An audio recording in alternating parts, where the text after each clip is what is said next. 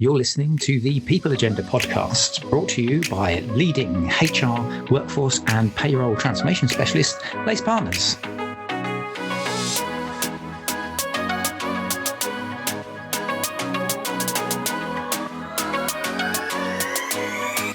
Good morning, good afternoon, and good evening, and welcome to the People Agenda podcast. It's me, Chris, from Lace Partners. Thank you, as always, for joining us. And today we are talking about HR strategic disruptors. I'm going to introduce, it's going to be a bit of a round table today. So I've got a panel, a fabulous panel of Lacers who are going to elaborate on what we mean by our strategic key disruptors for HR shortly. I'm going to introduce them now, actually. Yeah, let's do that. Gems, Ryall, how are you doing? You all right? I'm good, thank you. Yeah, good, thanks. Regular on the podcast, regular talent and skills expertise bringing us today. So looking forward to having a chat. Thank you. And we've also got the fabulous Kayley Gaylor. How are you doing, Kayley? You all right? Yeah, I'm good. Thank you. She is, of course, our tech guru. So what she doesn't know about Workday, Oracle, SAP isn't worth knowing. So she's going to cover that angle. And Captain Op Model and, well, just a gen specialist in pretty much everything is Marcus Uzubalis. Marcus, how you doing, mate? You all right? Very well. All-round nice guy you forgot to mention as well, Chris. Of course. We spoke about... we're going to talk about these four, what we see as strategic disruptors. And I'm going to get Marcus to just give us a little bit of a background as to where some of this has come from, because we've done some work with clients recently around some of the key challenges to overcome.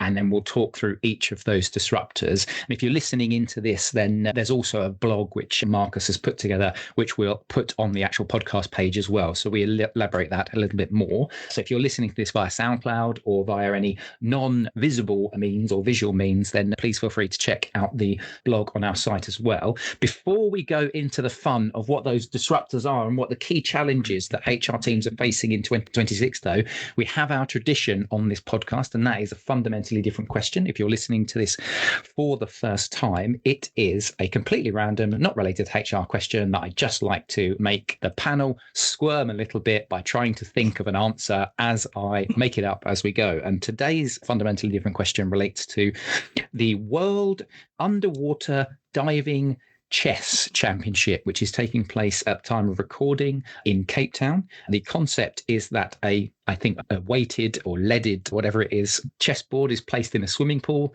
and divers from around the world compete to win in it. My question, which I'm going to start off with Marcus, because I just want to, let's put him on the spot first, is if you could pick one sport that you just think would be amusing to try and play in a swimming pool, what would it be? Chris, I think for me it would be underwater darts. I don't think it'd be quite as fast paced as the above water darts as well, but less need for slow motion replay. But I think it would be a gripping sport and quite a test for the contestants' ability to hold their breath underwater. Yeah, definitely. Do you know what I was thinking? The first thing was like the leaded weighted thing, and I was thinking about my choice being like underwater curling, but I could imagine that the whole kind of the brushing of the ice probably is not going to work in that sort of environment. But Kayley, what about you? What are you going for? It would be quite funny to see maybe bowling underwater. Would be quite funny to see how that would play out. Because, yeah, player by player could go in, and I think that would be quite funny to see. I quite like that one, bowling as well. Gem, beat that. Beat bowling, darts or underwater curling. Hockey? Yeah. I think like, and on the kickball, and it could go up in the air as well. Yeah, hockey. If it was like ice hockey where they get into fights, that would be also amusing because they just wouldn't be able to do it. It would be like the slowest punches thrown ever. But, anyway, let's park that particular load of nonsense for now and let's focus more on some of the serious stuff, which, Marcus, I want your help in just framing this for us. Of course. We were obviously asked recently to do a little bit of research for a client that we're working with. Of course, we're not going to name that client, but that was around some of the challenges that HR teams face or looking to face in 2026. And that really led yourself to do a bit of research with some of the team around, okay, we think there are some strategic disruptors, but we'll get into the strategic disruptors one by one. But can you just give a little bit of the context around some of those four key challenges that we talked about that we think HR teams are facing in 2026? Of course, Chris. So we're now at the point of the year where we're starting to look back at the year that was, 2025, for those of you who are listening towards the end of 2025, as well as looking forward to 2026. And a lot of our clients are taking a similar perspective. What do they need to be focused on? What are the challenges that they need to be overcoming as they formulate their people strategy and their people plan for the year ahead? So we completed a very significant piece of research, a white paper called From Implementer to Influencer. And we have a number of interesting statistics in terms of what are some of the headwinds, what are some of the challenges that organizations need to overcome to get the most out of the strategic disruptor. So we've got 4 key challenges that we'll speak to, and then we'll talk a little bit more as to what are those strategic disruptors that provide that opportunity for differentiation and that opportunity for HR to earn its place around the boardroom table. So the first will come as no surprise. It's been a particularly turbulent year from a geopolitical point of view. There's continued uncertainty in the broader market, economic uncertainty, and that's having an impact on businesses' strategy, growth, and agenda. In fact, a Wall Street Journal research earlier this year conducted said that around 62% of executives said that geopolitical instability was one of the top risks that their organization was facing for global growth. From an HR point of view, HR continues to be constrained. It continues to be under cost pressure, yet the expectations on HR continue to rise. A piece of research that we conducted from the Implementer to Influencer said that a third of leaders say that HR lacks the capacity to deliver upon people transformation work streams. They're being asked to deliver more, but don't necessarily have the budget and resources to be able to do so effectively.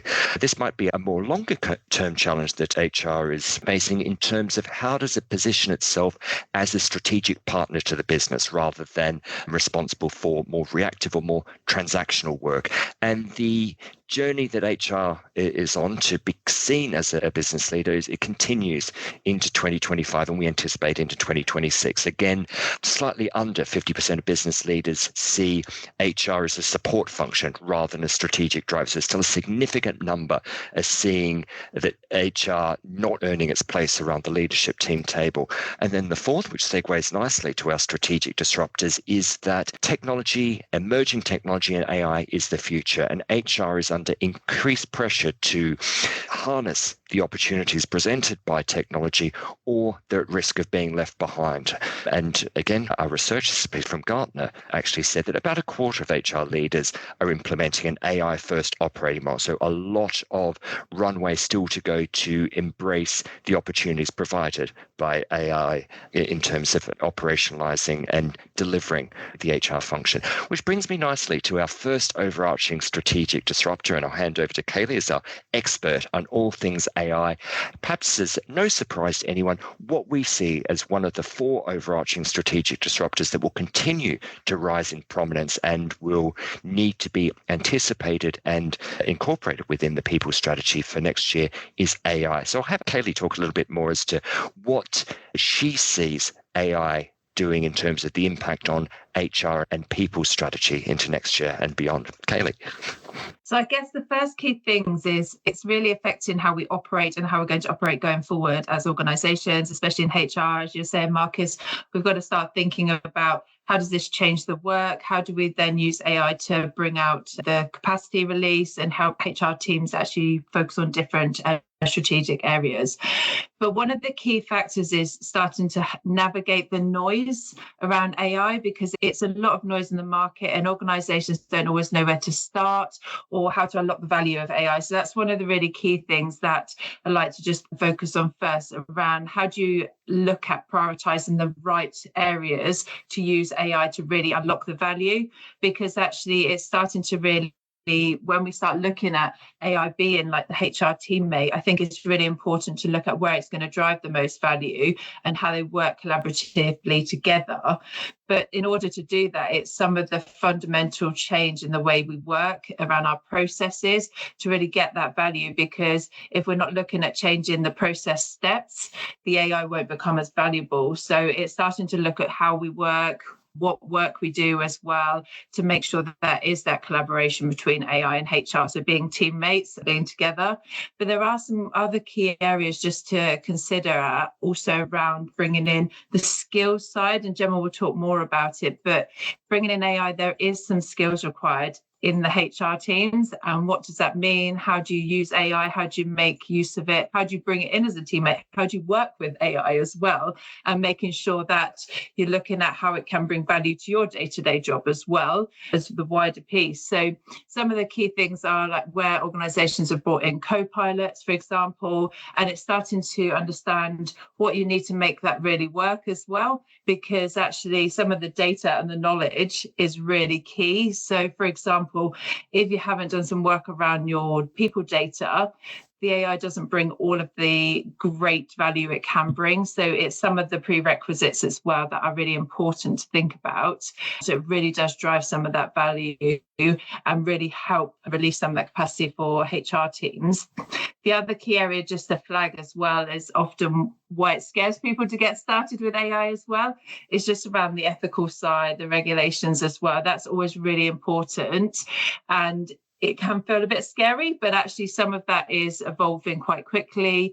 And actually some of those things are as simple as putting a policy in place around how you use AI, how you might approve use cases around AI, for example, as well. So some of those things are important, but they're not as scary as people might think they might be. The prioritization is really key, and then maybe the governance around those use cases to really embrace some of that working together collaboratively. So, yeah, I really like that. And a little bit of a shameless lace plug here for our trusted framework as well. So if you're listening into this and you want a little bit more information, Kayley talked a little bit around that governance, the regulatory side of it. We actually cover this with something we call our trusted framework, which covers a lot of those areas. So if you just go onto the Lace Partners website, if you just type in trusted, TRUSTED, you'll see a couple of blogs on that as well. But Gems, I want to get your views on this. And Kayley talked about like the skills side of it. Let's stick on the disruptor number one in terms of AI being that teammate. And I think it's really interesting way of looking at it. I'm going to come back to all of you guys, maybe towards the end, actually, once we've done all four disruptors, because when I kept reading about the four disruptors, like mindset and the mindset of the people that are embracing this kind of technology is an important thing. But do you want to just focus maybe on that AI piece and maybe build on what Kayley was talking about with the skills side? Absolutely, and echo everything that Kayley has said. When we're thinking about using AI, there's still a need for that human touch, that human interaction, everything from what you prompt AI to go into, even the data that's within AI, it's historical, it's backward looking. So we're always looking at that. And so you're going to need to not only prompt it, but think about once you get that information out, how do you assess it? How do you make sure that you're taking the relevant bits? How do you make sure you're using AI at the right time for the right type of thing? And then around all of that, Kayley touched on ethics as well. So do you take credibility for that work yourself? Do you not? And how do you manage all of the elements around that? And that requires a human touch. So it doesn't take it away, but we need to figure out how does the human touch work really effectively with AI to get us the best results, the best impact, and the best performance for businesses. You talked about the data side there. So let's move on to that. That's actually a strategic disruptor number 3. I will actually, do you know what? I don't want to kick you out of this, Marcus. Any kind of thoughts that you want to build on there on strategic disruptor 1? Because I want to talk about 3, which is around data and analytics, and we'll bring Kayley in. But any thoughts around reflecting on what the guys are saying there? Great, Chris. So we've looked at what the role of AI will be in terms of effective HR operating models for the future. And we've produced something quite visionary, quite provocative called the HR ecosystem. And we'll be talking a little bit more about that in the future. We also have an HR Rewired where we talk about what the role of AI will be as part of the central intelligence and insights hub that will provide the proactive trend analysis, the data, and we'll get back to data in just a moment, that will help drive the HR operating model and ecosystem of the future as well. But we see AI playing a fundamental part of the operating model in the future and being able to generate predictive data, trend analysis, hypothesis testing, and to drive and augment human decision making as part of the future. I did want to touch upon something that Kayley said as well, that any AI model and the opportunities provided by AI are dependent upon the quality of the data that sits under that. So it's both the technical data, but also the capability of the HR function to be able to analyze and interpret and tell a story with that data. Kayley, can you tell us a little bit more in terms of the role of data in the future? Yeah, and it is exactly you said, right? The data needs to be great to be able to get the analytics and the story out of it. So what we see a lot of is lots of organizations probably feel a bit behind the curve with some of the data, and AI is really going to help them really jump ahead on this. And it's just starting to think about how do we bring some of this into HR? How do organizations really take advantage of the AI capability coming through their technologies now to really do that jumping ahead on analytics and really using data to build more insights, really do the storytelling around what's going on in the organization around people and cost data, for example. You can start bringing different elements of the business together from finance and HR, for example, and it starts really bringing sort of the modeling through around some of the future outcomes, what can have some more predictions as well. But it is still key to have the process and data in place to enable that to happen. So there is some sort of pre-work to make sure you really get that out, because honestly, AI can bring some amazing value for us as organizations and gives the human touch, but actually it helps the humans step out of it as well and let the machine do it for them, which is great. But just some prerequisites. So the humans will need to help with some of the prerequisites and preparation. And then it's like harmony then all together.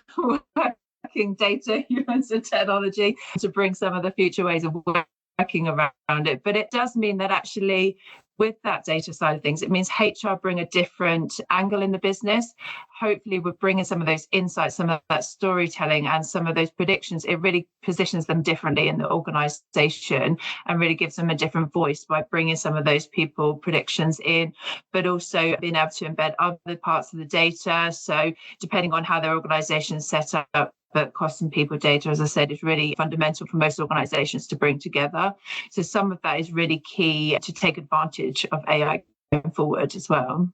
Yeah, 100%. Gems, I'd love to get your view. Sorry, Marcus. Go on. It was just one of the data points from our implemental influencer research, and what I'm keen to get your reaction to, Gemma, is that we've got over 2 out of 5 leaders say that limited analytical capability within HR is preventing the use of workforce data in transformation planning. So keen to get your reaction and perhaps what could be done to help address that capability shortfall. Yeah, and I definitely think that's something that over the last 10, 15 years, we've seen HR teams trying to invest more in both understanding and being able to do the analytics, but also then tell the story around it to be able to feed that back in to influence how do we problem solve for these areas. There's definitely an opportunity to continue to evolve it.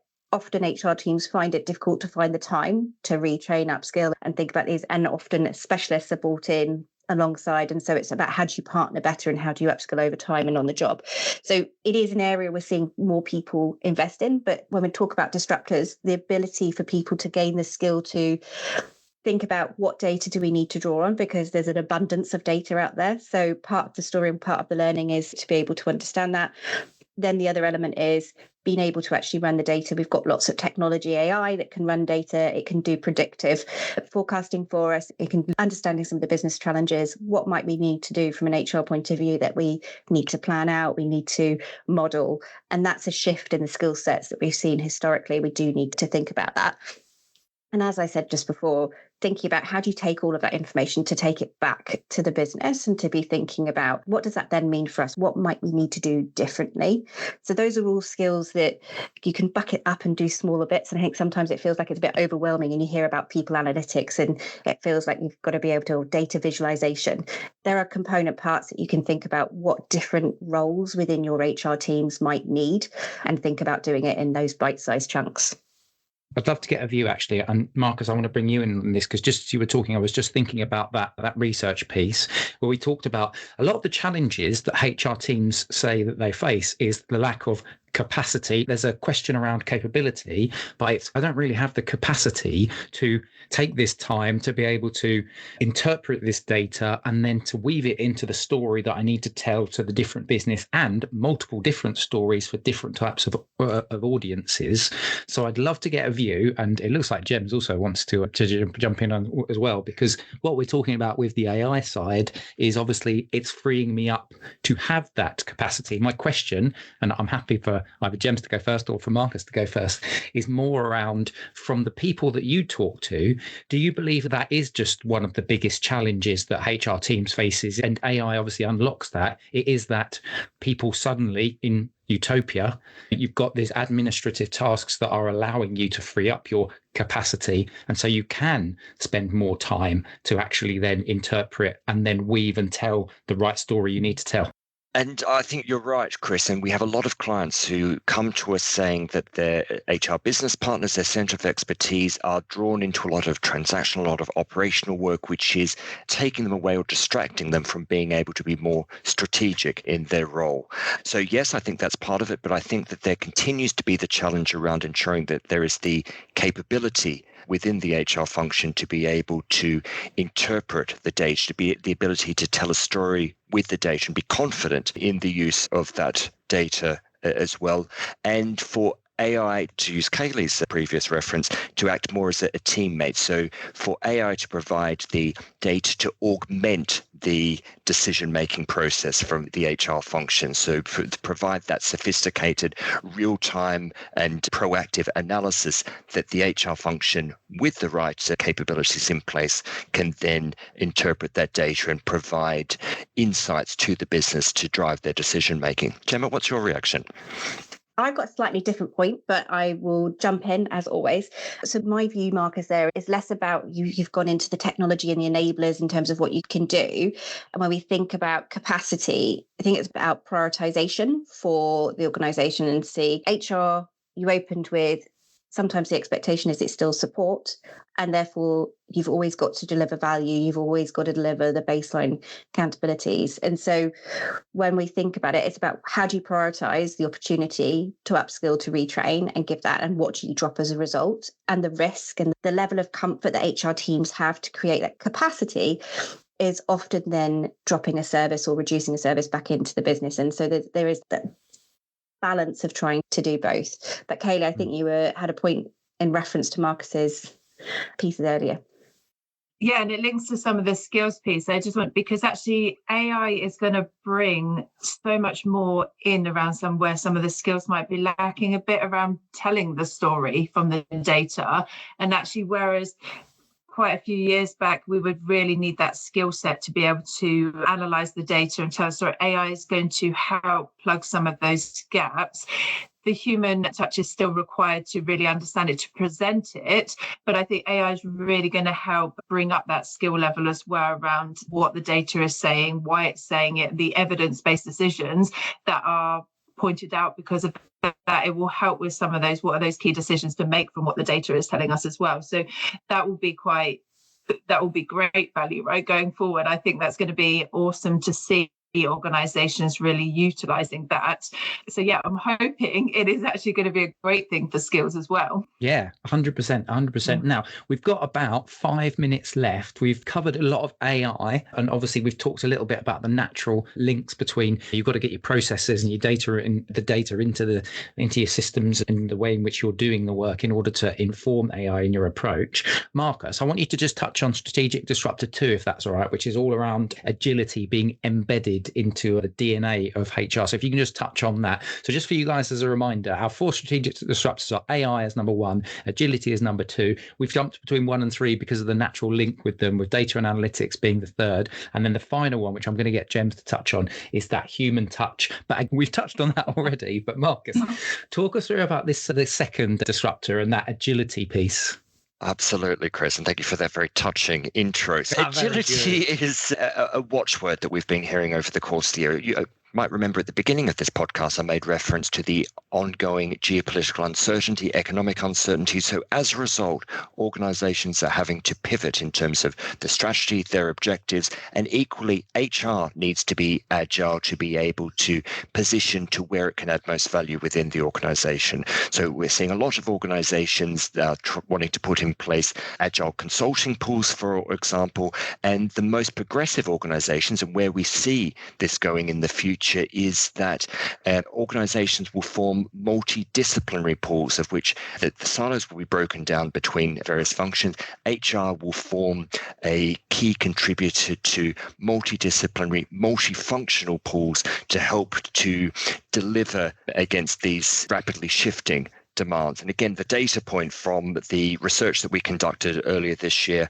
25% of business leaders feel that the HR operating model lacks the agility to adapt to transformational needs. So a lot of opportunity there to move at the pace of business and at the pace of the external environment in which organizations are now having to navigate.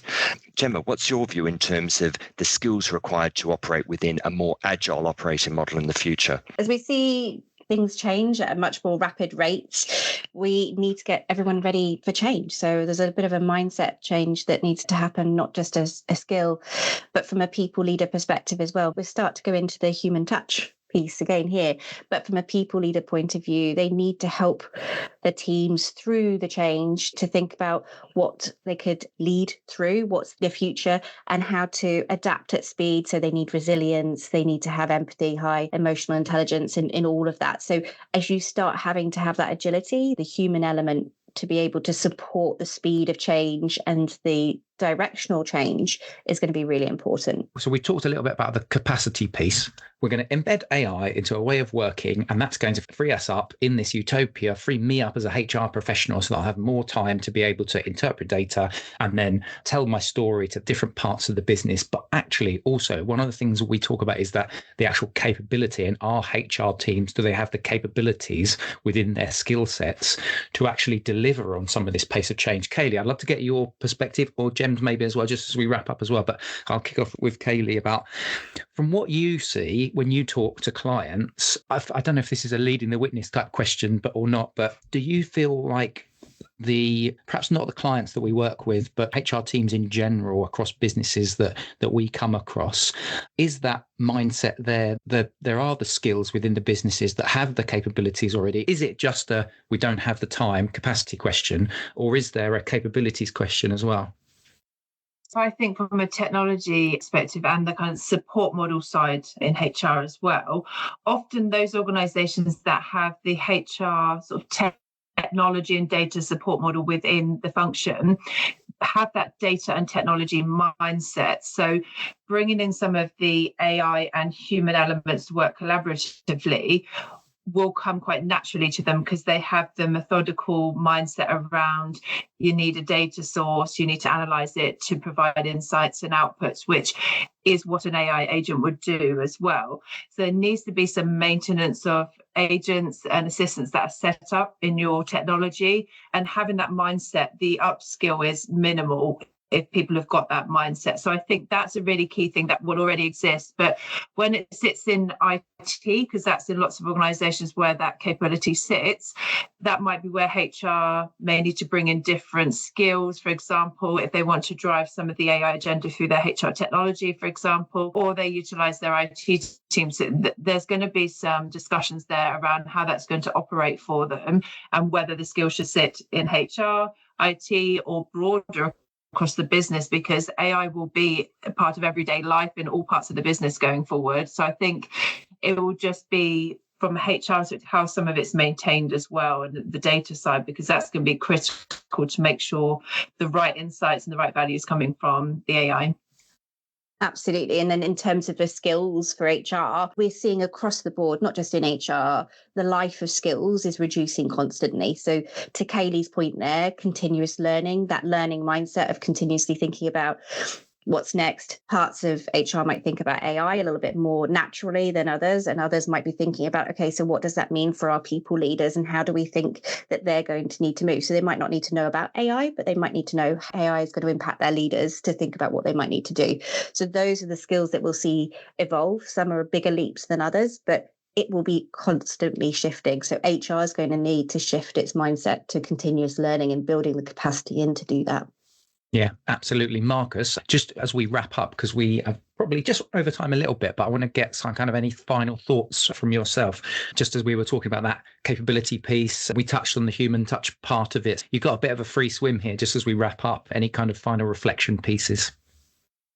Obviously, it can be daunting seeing the challenges that we're facing, these headwinds in terms of the external environment in which we're navigating as well. But we have the tools available. AI, we've not yet begun to tap into the full potential that provides. So along with the capabilities, and just to underline that final point as to the ongoing and important role of the human touch, that empathy, judgment, creativity, change leadership and change management continue to be successful, to be able to harness the opportunities provided by the strategic disruptors. And as always, we'd be very delighted to speak to any of the listeners in terms of how we can support you in navigating these strategic disruptors and making most of the opportunity that's presenting itself. Yes, absolutely. And if you are interested in have a chat with either Kayley, Gems or Marcus, I know there's a really good presentation that the guys have put together. So if you're a HR leader, if you are thinking about some of these things, or if some of this has caused food for thought that's making you think, actually, I'd like to drill down in a little bit more detail, if you just reach out to any of the guys, more than happy to have a chat. But Kayley, thank you very much for joining me today. Thank you. Gems, always a pleasure, never a chore. Oh, thanks. And Marcus, fabulous Marcus, man of the people. Thank you very much, mate. I do what I can. Thank you, Chris. Thank you, everyone. Hopefully you've enjoyed this podcast as much as we have enjoyed doing this little round table today. If you, as I said, if you want to reach out to any of the guys, you can do so on LinkedIn. Also, you can check out the team on the About Us page. There's some bios of each of the fabulous panelists today, but from myself, from Kayley, from Gemma, and from Marcus, thank you very much for listening. And we'll catch you next time on the People Agenda podcast. Bye-bye.